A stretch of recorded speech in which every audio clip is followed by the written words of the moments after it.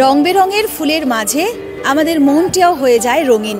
বসন্ত এসে গেছে, বসন্ত জাগ্রত দ্বারে, আর ঠিক তার সময়ে বসন্তের নানান রং নিয়ে এই মুহূর্তে শিলিগুড়ির কাঞ্চনজঙ্ঘা স্টেডিয়ামের মেলা প্রাঙ্গণও সেজে উঠেছে। তবে আমরা যেই বসন্তের কথা বলছি সেই বসন্তকে ছোট ছোট করে একটু একটু করে সেটাকে এগিয়ে নিয়ে যাওয়ার যে একটা প্রয়াস, সেই প্রয়াসেরই কিছু চিত্র এই মুহূর্তে আমরা দেখাবো ডলিজ নার্সারি। হ্যাঁ, কারণ এই নার্সারির একটি বিশেষত্ব রয়েছে।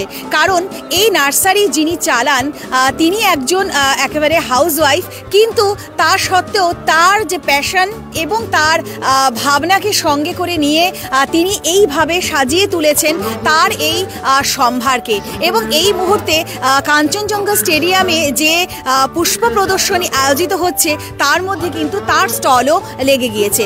চলুন একবার আমরা তার সঙ্গে কথা বলি এবং তার এমন কেন তার তৈরি হলো হ্যাবিট বা এরকম প্যাশন, তার কাছ থেকে জানবো।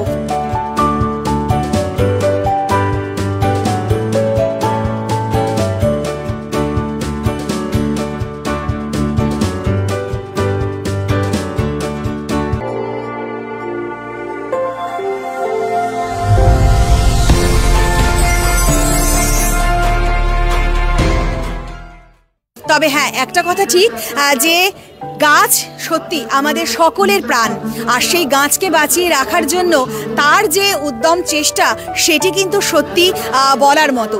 তো যিনি এটাকে সামলাচ্ছেন সকাল থেকে রাত পর্যন্ত, চলুন একবার তার সঙ্গে কথা বলে নিই।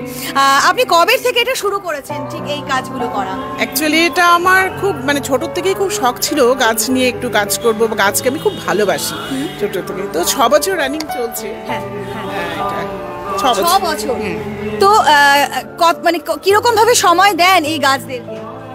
আমি যখন একটা হাউসওয়াইফ, তো যেটুকু কাজ করার পরে সময়টুকু পাই তো সেটা তো আমি দেই একদম। আমার মনে হয় যে রাত্রিবেলা হয়তো ঘুমাই, হয়তো আমার গাছটা জল পেলো কি পেলো না, এটা একটা মাথার মধ্যে অলওয়েজ আমার থাকে, বা ওই গাছটা কোথায় আছে বা এটা কি আছে না আছে, এটা আমার অলওয়েজ মাথায়। যখন আমি সময় পাই তখন আমি গাছের সাথে টাইম স্পেন্ড করি।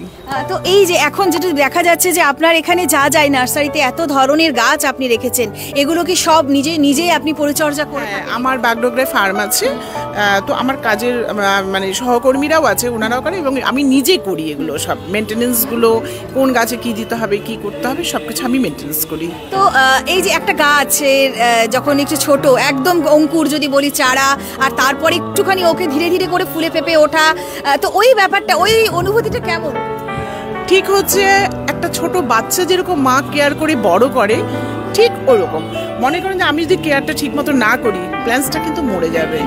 এই জন্য একদম বেবি একদম যখন ছোট থাকে, মাদার প্ল্যান্ট থেকে যখন ওটা গ্রোথ হয়, আমরা ছোট পট থেকে ওকে বড় পটে ট্রান্সফার করি। ও টাইম মতো খাবার দিতে হবে, ওকে জল স্প্রে করতে হবে, ওকে টাইমলি সব কিছু করতে হয়। বাচ্চাদের একদম বাচ্চা প্লাস গাছ দুটোই একই রকম, এইভাবে আমি মেনটেন করি। এইভাবে মেনটেন করছে। আজকে আপনার এই নার্সারিতে কি কি রয়েছে, কি কি স্পেশালিটি রয়েছে, যদি আপনি দর্শকদের জন্য একবার বলেন। আমার নার্সারিতে রেখেছি আউটডোর প্ল্যান্টস তো প্রচুর আছে, ইনডোরও আছে, ভ্যারাইটিস ইনডোর আছে। প্লাস হচ্ছে আমি এবার যেটা রেখেছি সেটা হলো গোলাপ। এই আপনি ওখানে কাউন্টারে দেখতে পারবেন ডাস গোলাপ, যেটা ঠিক আছে। গোলাপের ভ্যারাইটি আমার কাছে এবার রেখেছি বেশি। ফ্রুটসেরও গাছ আছে, চট করে পাওয়া যায় না, একদম না, একদম না, একদম না। এই ক্লাইমেটে এটা করতে আপনার অবশ্যই একটা ভীষণ খুব পরিশ্রম করেছে, এবং কাস্টমার যারা কিনছে তারা কিভাবে কেয়ার করবে বা কাকে কিভাবে রাখবে বা কি খাদ দেবে সেটা আমি পুরো ডিটেলস বলে দিচ্ছি, যে এইভাবে আপনারা রাখুন, একে ছামাতে রাখতে হবে। আবার গোলাপ তো অলওয়েজ রোদের গোলাপ, কিন্তু যখনই আপনি হাই কোয়ালিটির গোলাপ নেবেন বা কিছু নেবেন, তাকে হয়তো 15 দিন আপনি রোদে রাখবেন, 15 দিন ছাওয়াতে রাখলেন। ওর হয়তো মাটিটা দেখতে হবে। আমরা যেরকম দেখুন এই মাটিতে যেরকম এই গাছটা আছে, আমি জলটা কখন দেবো, জলটা দেবো যখন এটা দেবেন গীতা যখন কাদা কাদা থাকবে তখন কিন্তু দেবো না, একটু ড্রাই হবে তখন আমি জলটা দেবো।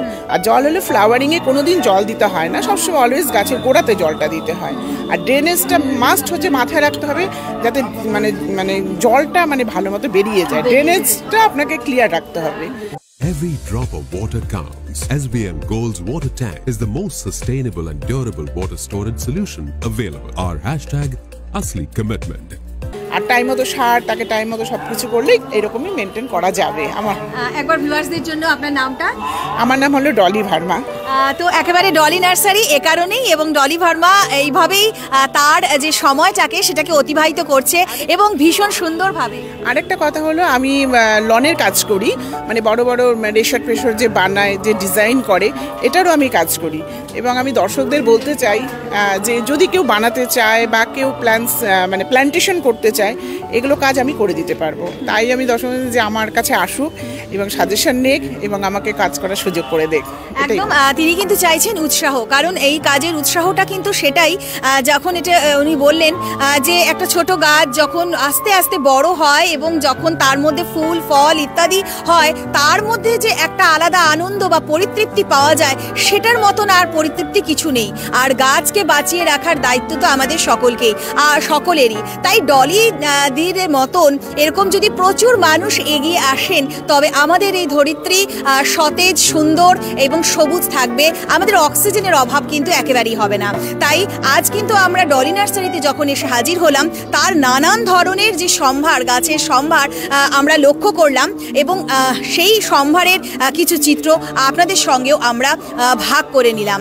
আর অবশ্যই প্রচুর প্রচুর গাছ আপনারাও লাগান এবং আপনারাও তার পরিচর্যা করুন, বড় করুন। দেখবেন আপনার মনটাও কিন্তু একেবারে সতেজ, সুন্দর এবং একেবারে তৃপ্ত হয়ে উঠবে।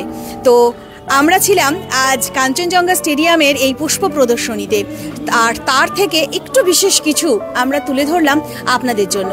কেমন লাগলো আপনাদের জানাতে পারেন আপনাদের মতামত। আর আরও কিছু আপডেট নিয়ে আমি সৌমি, আমার সহযোগী কেবল আবারও হাজির থাকছি আপনাদের সঙ্গে। ধন্যবাদ।